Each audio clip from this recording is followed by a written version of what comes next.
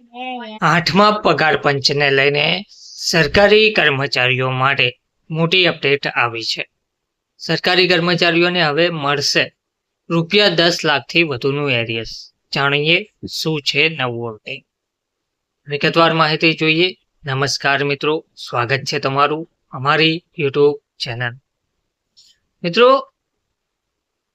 આઠમા પગાર પંચ માટે જે સમગ્ર ગણતરી છે તેનો મુખ્ય આધાર ફિટમેન્ટ ફેક્ટર પર રહેલો હોય છે, જે પગાર નક્કી કરવામાં મહત્વની ભૂમિકા ભજવે છે. સાતમા પગાર પંચમાં આ આંકડો 2.57 હતો, જ્યારે હવે તેને વધારીને 3.833 કરવાની માંગણી કરવામાં આવી છે. જો આ પ્રસ્તાવ મંજૂર થશે તો કર્મચારીઓનો લઘુત્તમ બેઝિક પગાર ₹18,000 થી વધીને સીધો ₹69,000 થઈ જશે. આ ધરખમ વધારો દરેક સ્તરના કર્મચારીઓની આર્થિક સ્થિતિમાં મોટો સુધારો લાવશે તેવું જોવા મળી રહ્યું છે. એરિયસની રકમ આટલી મોટી થવાનું મુખ્ય કારણ તેના અમલીકરણમાં થતો સંભવિત વિલંબ અને પાછલી અસર સાથે જોવામાં આવી રહ્યું છે. સાતમા પગાર પંચનો કાર્યકાળ 31 ડિસેમ્બર 2025ના રોજ પૂર્ણ થયો છે અને સરકારે 3 નવેમ્બર 2025ના રોજ નવા પંચની રચના કરી દીધી છે. કમિશનને પોતાનો રિપોર્ટ સોંપવા માટે 18 મહિનાનો સમય અપાયો છે, જે મુજબ મે 2027ની આસપાસ રિપોર્ટ સબમિટ થવાની પૂરેપૂરી શક્યતાઓ રહેલી છે.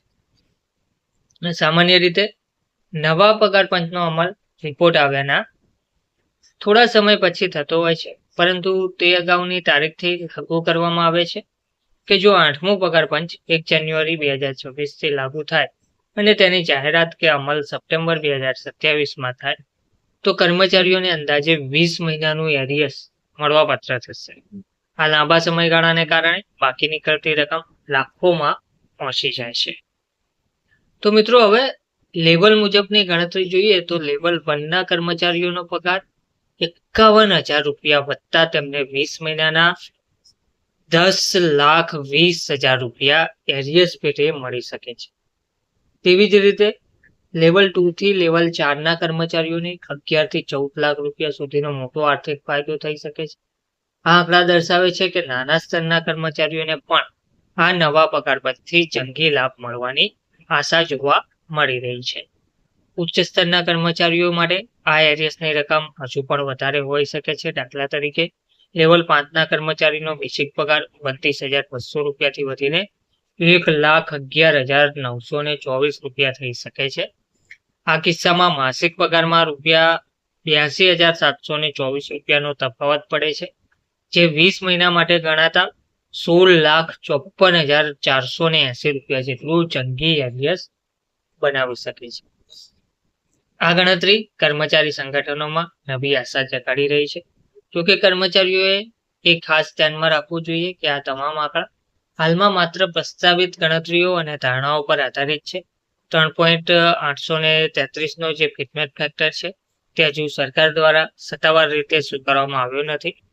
અંતિમ નિર્ણય લેતા પહેલા સરકાર પોતાની નાણાકીય ક્ષમતા અને કમિશનની અંતિમ ભલામણોની ઝીણવટભરી તપાસ કરશે. ત્યારબાદ જ સત્તાવાર આંકડા જાહેર કરવામાં આવશે. હવે જોવાનું રહેશે કે ફિટમેન્ટ ફેક્ટરનો આંકડો ફાઇનલ કેટલો જાહેર કરવામાં આવે છે. તે પ્રમાણે સરકારી કર્મચારીઓ તેમજ પેન્શનરોના પગારમાં પણ મોટી અસર જોવા મળશે અને એરિયસ પેટે તમને મોટી રકમ તેમના ખાતામાં જમા થશે.